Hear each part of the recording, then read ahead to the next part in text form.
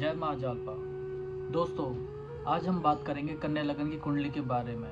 कन्या लगन की कुंडली में लगन का लॉर्ड बुध बन जाता है। जैसे मैंने पहले भी बताया था स्टार्टिंग में, 3 नंबर और 6 नंबर के मालिक बुध देवता होते हैं। तो इस लगन के मालिक बने बुध देवता। तो बुध देवता ने अपने शत्रु और अपने मित्रों को वैसे ही डिपार्टमेंट बांटे हैं जैसे जैसे इनको दिए हैं। अब बुध देवता ने अपने पास दूसरा घर रख लिया और 10वां घर, जो कि कुंडली में सबसे अच्छा माना जाता है, वो बुध देवता ने अपने पास रख लिया। बुध देवता के पास बुद्धि है, वो बुद्धि से काम लेते हैं, तो इसलिए बुध देवता ने दूसरा घर भी अपने पास रखा।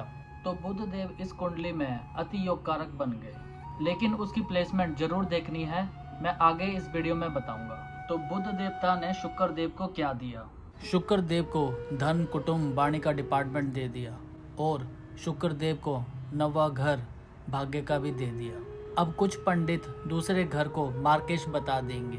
इस लगन कुंडली में दूसरे घर का लॉर्ड मारक नहीं है, क्योंकि वो 9वें घर का भी लॉर्ड है। और त्रिकोण कभी भी अशुभ नहीं होता जब तक उसकी प्लेसमेंट गड़बड़ ना हो। तो शुक्र देव को धन, कुटुंब, वाणी का डिपार्टमेंट मिला और भाग्य, पिता, छोटी विदेश यात्रा, धर्म को मानना, ये डिपार्टमेंट शुक्र देव को दे दिया। दोनों ही बहुत अच्छे डिपार्टमेंट मिल गए शुक्र देवता को। कन्या लगन की कुंडली में शुक्र देव भी अति योग कारक हो गए जब तक उसकी प्लेसमेंट गड़बड़ ना हो। बात करते हैं मंगल देव की। बुध देव ने मंगल देव को क्या दिया? पराक्रम दे दिया, मेहनत दे दी, छोटे भाई बहन दे दिए और साथ में दे दिया मृत्यु का स्थान। ऑब्स्टेकल, टेंशन, डिप्रेशन, ये सारी चीजें उसने मंगल देवता को दे दी। बुध और मंगल की आपस में अति शत्रुता है। बुध देव ने उस शत्रुता को निभाते हुए दोनों ही बुरे घर मंगल देव को दे दिए। तो मंगल देवता इस कुंडली में अति मारक हो गए। बुध देव ने बृहस्पति देव को क्या दिया? एक तो माता, सुख, भूमि, जमीन, प्रॉपर्टी, गाड़ी, वाहन दे दिए। एक डिपार्टमेंट दे दिया 7वां घर, जिसमें अपनी डेली वेजेस, दाम्पत्य सुख और पार्टनरशिप दी। दोस्तों, इसमें थोड़ी सी बात समझने की ये है, ये दोनों केंद्र में आ गए, केंद्र आधिपत्य दोष लग गया इसको। लेकिन और ज्यादा ध्यान देने वाली बात ये है, केंद्र आधिपत्य दोष है वो 3रे, 5वें, 6ठे, 8वें और 12वें घर में लगेगा और कहीं भी बृहस्पति को आधिपत्य दोष नहीं लगेगा, वो सदैव अच्छा फल देगा। लेकिन कुछ पंडित हर जगह पे केंद्र आधिपत्य दोष गिन लेते हैं। कहीं ये अपने कारक भाव में उच्च का हो गया, अगर उसमें डिग्री वाइज बल हुआ या अगर उसके षटबल में थोड़ा सा भी बल हुआ, तो बंदे को अपनी दशा में करोड़पति बना देता है। ध्यान देने योग्य बात है, केंद्र आधिपत्य दोष 3रे, 5वें, 6ठे, 8वें और 12वें घर में बृहस्पति को लगेगा। बाकी 7 घर में केंद्र, त्रिकोण और कारक भावों में सदैव अच्छा फल देगा। तो बुध देवता ने शनि देव को क्या दिया? 5वां घर और 6ठा घर। 5वां घर संतान का, 6ठा घर रोग, ऋण, शत्रु का। लेकिन मूल त्रिकोण में एक साधारण राशि दे दी। ये कुंडली का मूल त्रिकोण और शनि देव की साधारण राशि दे दी। तो शनि देव भी इस कुंडली में कारक ग्रह बन गए जब तक उनकी प्लेसमेंट गड़बड़ नहीं होती। अब बात करते हैं हम चंद्रमा देवता की। बुध देव ने चंद्रमा देवता को क्या दिया?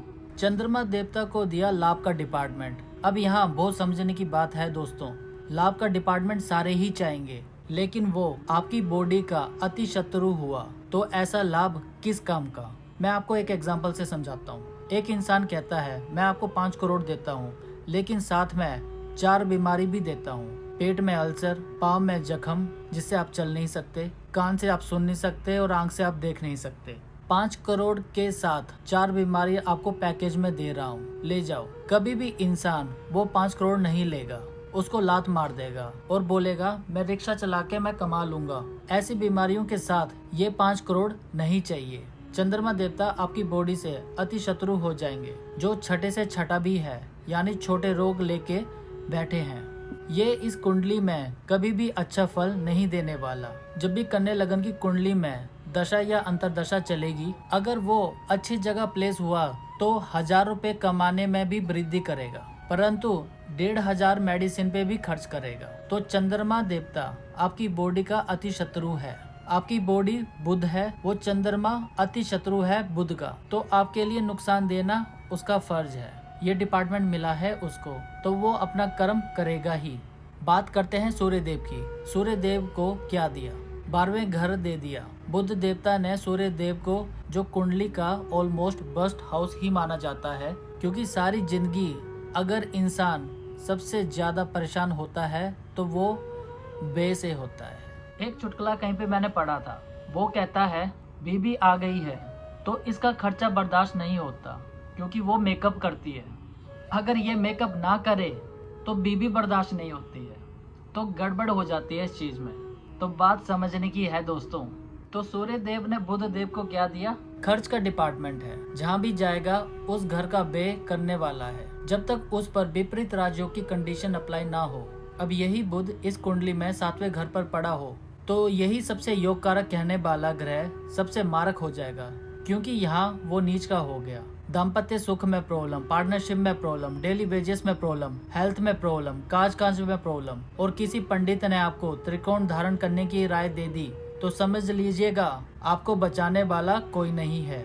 आपकी ग्रह दशा और खराब होने वाली है। क्यों? सबसे कारक कहने वाला ग्रह अपनी प्लेसमेंट की वजह से सबसे अति मारक हो गया है। इसको भी हम एक एग्जाम्पल से समझते हैं।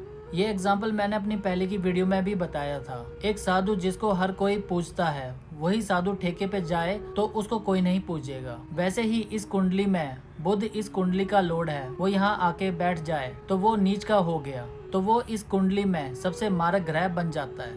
प्लेसमेंट मैटर करती है, वो कितना अच्छा रिजल्ट देगा, कितना बुरा रिजल्ट देगा। बुध देवता छठे घर पर कुंडली पे बैठ जाए, सारी जिंदगी हेल्थ प्रॉब्लम कुछ न कुछ लगी ही रहती है। बुध देवता 8वें पे बैठ जाए, सारी जिंदगी ऑब्स्टेकल, छोटी छोटी बात भी खत्म नहीं होती। बुध देवता 12वें पे बैठ जाए, सारी जिंदगी इंसान वो अपना खर्च नहीं संभाल सकता, क्योंकि बुध देव योग कारक ग्रह है। योग कारक ग्रह की डेफिनेशन जिस घर जाना, जिस घर बैठना, उस घर की वृद्धि कर देना। अगर वो योग कारक ग्रह है, इस घर पे बैठ गया तो इस घर की वृद्धि कर देगा, यहाँ वो सेटल जरूर कर देगा। कामकाज सदैव सबॉर्डिनेशन में रखने वाला है, क्योंकि यहाँ की दृष्टि नौकरी भाव पे भी पड़ने वाली है। फॉरेन में, विदेश में जाके काम कर सकता है, फॉरेन से ट्रेड कर सकता है, ये फेवरेबल रहेगी उसके लिए। बुध देवता शुक्र देव को ये 2 घर दिए थे, दूसरा घर और 9वां घर। शुक्र लगन में ही आ जाए, सबसे ज्यादा नुकसान शुक्र ही करने वाला है। क्यों? क्योंकि वो यहाँ नीच का हो जाएगा।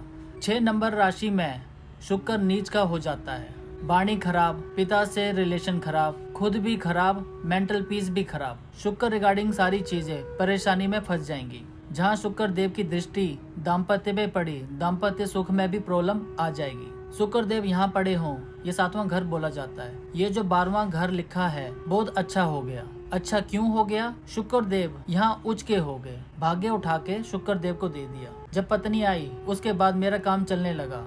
जब मेरा बेटा हुआ तो मुझे काम में और इम्प्रूवमेंट मिलने लगी, क्योंकि अपना भाग्य उठा के अपनी पत्नी को दे दिया। पत्नी उच्च कोटि की मिली, साथ में सपोर्टिव पिलर, प्रोफेसर है, लेक्चरर है यूनिवर्सिटी में। बात करता हूँ बृहस्पति देवता की। जहाँ मर्जी पड़े हो अच्छा फल देंगे, सिर्फ 3, 5, 6, 8, 12वें पे बुरा फल देंगे। 5वें में खराब फल इसलिए देंगे, ये यहाँ वो नीच के हो गए, ये उसका कारक भाव तो है, नीचता की वजह से वो यहाँ कभी भी अच्छा फल नहीं देंगे। बृहस्पति देवता लगन पे बैठे हो तो व्यक्ति को सूझवान बनाते हैं। गाड़ी वाहन सुख सुविधा से संपन्न हो गए, दाम्पत्य सुख बड़ा अच्छा होगा, अपने घर पर दृष्टि पड़ रही है। बात मंगल देवता की करूं, इस कुंडली के अति मारक ग्रह हैं। मंगल देवता हर जगह प्रॉब्लम्स ही देंगे, सिर्फ यहाँ बैठे हो तो विपरीत राजयोग की स्थिति बनाएंगे। 8वें में या 12वें में त्रिक स्थान का मालिक त्रिक स्थान में हुआ विपरीत राजयोग बनाएगा।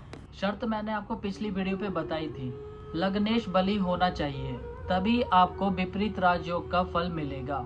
अगर लग्नेश बली नहीं हुआ, आधे अधूरे से ये जो पंडित हैं, ये जो बता देते हैं, ये विपरीत राजयोग बन जाएगा। प्रैक्टिकली आप 1 लाख कुंडली उठा के देख लीजिए, किसी में भी अप्लीकेबल नहीं होगा। क्यों? अगर लग्नेश बली नहीं होगा तो रिजल्ट हमें कभी भी नहीं मिलने वाला। मंगल हर जगह पे बुरा ही करेगा, सिर्फ 6, 8, 12 में अच्छा कर सकता है। अगर वो विपरीत राजयोग की कंडीशन में अप्लीकेबल होता हो तो। बात करता हूँ अब चंद्रमा देवता की। चंद्रमा देवता यहाँ पड़े हो तो उचके हो गए, लेकिन ये अच्छे नहीं हुए, मारक हैं, पिता के लिए टेंशन। चंद्रमा देवता यहाँ बैठे हो, माता को प्रॉब्लम। यहाँ बैठे हो, दाम्पत्य सुख में प्रॉब्लम। यहाँ बैठे हो, औलाद से प्रॉब्लम। यहाँ बैठे हो, खुद को प्रॉब्लम। कभी भी बंदा मेंटली डिसीजन सही नहीं ले पाता। बात सूर्य देव की करे, अति मारक ग्रह सूर्य देवता 6, 8, 12 में पड़े हो और विपरीत राज्यों की कंडीशन बनती हो तो अच्छे होंगे। और अगर लग्नेश कहीं पिट गया तो सूर्य देव कभी भी अच्छा फल नहीं देने वाला। ये बात नियम से नोट कर लेना दोस्तों। इसके 3 कारक ग्रह हैं, बुध देव, शनि देव, शुक्र देव और बृहस्पति। अपने प्लेसमेंट के अकॉर्डिंग हर जगह बृहस्पति मारक नहीं होगा। 3, 5, 6, 8, 12 इस बात को ध्यान देना दोस्तों। हर ग्रह अपनी प्लेसमेंट के अकॉर्डिंग ही अच्छा और बुरा फल देता है। वो अच्छे और बुरे का निर्धारण तब होगा जब प्लेसमेंट उसकी देखी जाएगी, उसकी डिग्री भी देखी जाएगी, उसका षटबल भी देखा जाएगा और नवमांश में भी उसकी स्थिति भी देखी जाएगी। ये सारी चीजें देखने के बाद आप निर्धारण करेंगे ग्रह कितना अच्छा है, कितना कारक है, कितना मारक है, कितना बुरा है। जाते जाते मैं आपको tip of the day they दूं। अगर एक आम इंसान अफोर्ड कर सके तो अपने घर में फिश एक्वेरियम लाके जरूर रखे। जिसका भी ब्लड प्रेशर नॉर्मल ना रहता हो, फिश एक्वेरियम छोटा या बड़ा अपने बजट को देख के या जितना आप अफोर्ड कर सकते हो वो घर पर लाके जरूर रखे। दिन में आधा घंटा कुर्सी लगा के उसके सामने बैठ जाएं और शांति से उन मछलियों को टहलते हुए देखें। इससे आपका मन को काफी शांति मिलेगी। अगर आप इसे 2 मंथ के लिए कर लेते हैं तो आपका बीपी डिक्रीज रहना शुरू कर देगा। आपको इससे हेल्प मिलेगी। इसकी दिशा नॉर्थ वेस्ट पे रखी जाए तो और भी ज्यादा अच्छा होगा। घर की सुख समृद्धि के लिए हेल्पफुल होगा। जिस इंसान को ज्यादा गुस्सा आता हो या चिड़चिड़ापन ज्यादा होगा, ये उस घर पे जरूर हेल्प करेगा। इस बात का आप जरूर ध्यान से देखिएगा। 10 से 15 मिनट में आपको शांति जरूर मिलेगी जब आप कंटिन्यूसली आप उस फिश एक्वेरियम को देखेंगे। उम्मीद करता हूँ आज की वीडियो आपको पसंद आई होगी। अगर आपको पसंद आई है तो लाइक, शेयर, कमेंट जरूर करें और साथ ही साथ मेरे इस चैनल को ज़्यादा से ज़्यादा शेयर करें। अगर आप मेरे इस चैनल पे नए हैं तो इस चैनल को सब्सक्राइब जरूर करें। जय माँ जालपा।